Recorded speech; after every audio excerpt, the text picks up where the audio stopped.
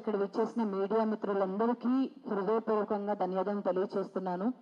ఎందుకనంటే ఒక యాక్టర్గా ఉంటూ ఒక యాంకర్గా ఉంటూ నేను మోసపోయాను అని తెలుసుకున్న తర్వాత నాకు ఫస్ట్ సపోర్ట్గా వచ్చింది మీడియా వాళ్ళే. సో అందరికంటే ఫస్ట్ నాకు యాంకర్ పప్పు కాల్ చేశారు. మనం ఎంతవరకైనా ఫైట్ చేద్దాము, ఒక ఆడపిల్లవి నువ్వు, సో ఇన్ని ప్రోగ్రామ్స్ చేసి నువ్వు అమౌంట్ ఇచ్చావు, మరి ఇప్పుడు అమౌంట్ ఇవ్వలేదు అని చెప్పేసి కామ్గా ఉంటే మాత్రం ఇది కరెక్ట్ కాదు కదా అని తను చెప్పినప్పుడు, యాక్చువల్గా బిగ్ బాస్ అనేది మనందరికీ ఒక చక్కటి ప్లాట్ఫామ్. ఏ ఆర్టిస్ట్ అయినా, యాంకర్ అయినా, ఒక డిఓపి అయినా, డైరెక్టర్ అయినా, కొరియోగ్రాఫర్ అయినా, ఏ రంగంలో ఉన్నా కూడా బిగ్ బాస్కి వెళ్తే మనకు ఒక బంగారు భవిష్యత్తు దొరుకుతుందని ప్రతి ఒక్కరు అనుకుంటారు. సో నేను కూడా అలాగే సీజన్ 7 కోసం ప్రయత్నాలు స్టార్ట్ చేసినప్పుడు సత్య గారిని కలవడం జరిగింది. అతను మా టీవీలో ఎవరు మీలో కోటీశ్వరుడు ప్రోగ్రామ్కి ప్రొడక్షన్ ఇన్ఛార్జ్గా చేస్తున్నారు.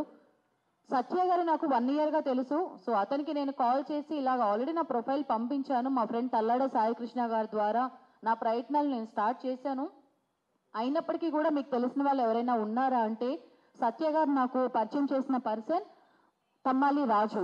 సో తమ్మాలి రాజు అనే పర్సన్ కలిసిన తర్వాత ఆల్రెడీ మీ ప్రొఫైల్ వెళ్ళింది, కాకపోతే అంటే కొంచెం లేట్గా వచ్చింది కదా ప్రొఫైల్, సరే ఓకే ఎలాగైనా నేను ప్రయత్నిస్తాను, కాకపోతే లోపలికి వెళ్ళిన తర్వాత నీకు పిఆర్ అనేది కావాలి, ఆ తర్వాత కాస్ట్యూమ్స్ మెయిన్గా సాటర్డే సండే రోజు ఉంటాయి కదా అని చెప్పి మాట్లాడాడు. నేను కూడా ఓకే ఉంటాయని చెప్పాను. అతను 5 lakhs అమౌంట్ అడిగాడు. ఒక యాంకర్గా, ఒక యాక్ట్రెస్గా ఫస్ట్ నేను క్వశ్చన్ రైజ్ చేశాను, ఎందుకు ఇవ్వాలి అమౌంట్. అతను చెప్పింది, నువ్వు బయట ఉన్నా, నువ్వు ఓన్గా కాస్ట్యూమ్స్ తీసుకున్నా మీరు అమౌంట్ పే చేయాల్సిందే కదా, లేదు మీరంటూ స్పెషల్గా సపరేట్గా ఒక పిఆర్ అని పెట్టుకోవాల్సిందే కదా అని మాట్లాడడం జరిగింది. నేను అన్నాను ఓకే, తల్లడ సాయి కృష్ణ గారు ఉన్నారు, నేను నమస్తే సేట్జీ అండ్ మిస్టరీ మూవీకి హీరోయిన్గా చేశాను, నాకంటూ పర్సనల్గా నేను మాట్లాడుకుంటాను అంటే, అలా కుదరదమ్మా, నువ్వు ఒకవేళ బయట ఎవరినైనా మాట్లాడుకుంటే ఎవ్రీ ఫ్రైడే ఒక న్యూ మూవీ వస్తుంది, లేదు అంటే బయట ఏదైనా ఒక హాట్ టాపిక్ కానీ ఏదైనా ఒక సెన్సేషనల్ న్యూస్ వచ్చినప్పుడు అతను నీ కోసం వర్క్ చేస్తాడా బయటకు వెళ్ళి వర్క్ చేస్తాడని మాట్లాడాడు. సో అప్పుడు నేను ఆలోచించి ఓకే, నేను ఆ హౌస్లోకి వెళ్ళిన తర్వాత నాకంటూ పర్సనల్గా ఉండి వర్క్ చేస్తారు కదా, ఓకే నాకంటూ ప్రతిదీ వాళ్ళు చూసుకుంటారు కదా అనే ఒక ముఖ్య ఉద్దేశంతో నా కోసమే ఖర్చు పెడతారు అని చెప్పేసి నేను 2,50,000 రూపాయలు జూన్ నెల ఫస్ట్ వీక్లో ఇవ్వడం జరిగింది. ఎట్ ఏ టైం 2,50,000 ఇవ్వలేదు, ఒక 10 daysలో అన్నీ కూడా ఆన్లైన్ ట్రాన్సాక్షన్సే చేశాను.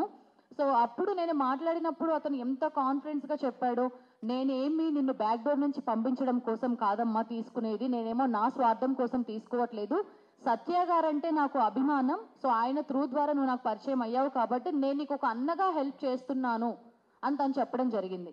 సో అప్పుడు నేను నమ్మి అమౌంట్ ఇచ్చాను. జూన్లో ఇచ్చాను amount. June, July, August, September 3rd show start అయింది.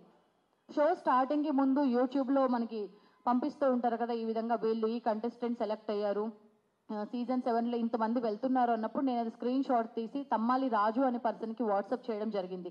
ఏంటన్నయ్య నా ఫోటో రాలేదు అని తను చెప్పాడు, అదంతా ఫేక్, అసలు ఫస్ట్ నువ్వు యూట్యూబ్ వాళ్ళని ఛానల్ వాళ్ళని నమ్మడం ఆపేసే, నువ్వు ఏది చెప్పినా నేను చెప్పిందే నమ్ము. సో September 3కి కదా షో స్టార్ట్ అయ్యేది, రేపు వెళ్తావు అనగా కూడా నువ్వు ఎవరికి చెప్పకూడదు, 3rd పర్సన్కి చెప్పడానికి అవకాశం లేదు, నువ్వు 3rd పర్సన్కి చెప్తే నేను రిజెక్ట్ చేస్తారు అని చెప్పడం జరిగింది.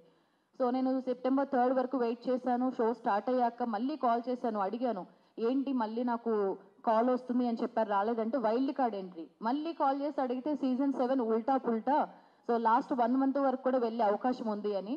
సో అక్టోబర్, నవంబర్లో నేను గ్రహించాను అతను చీట్ చేశాడు, ఇంకా నన్ను పంపించినప్పుడు ఇంకా నా అమౌంట్ నాకు రిటర్న్ తిరిగిస్తే బాగుంటుంది కదా అని చెప్పేసి నేను అగ్రిమెంట్ నవంబర్ నెలలో రాపించడం జరిగింది. అమౌంట్ జూన్లో ఇచ్చాను, అప్పుడేమీ అమౌంట్ ఇవ్వలేదండి. సో నేను ఎప్పుడైతే మోసపోతున్నానని తెలిసిందో అప్పుడు అగ్రిమెంట్ తీసుకున్నాను అండ్ చెక్ కూడా ఇచ్చాడు నాకు.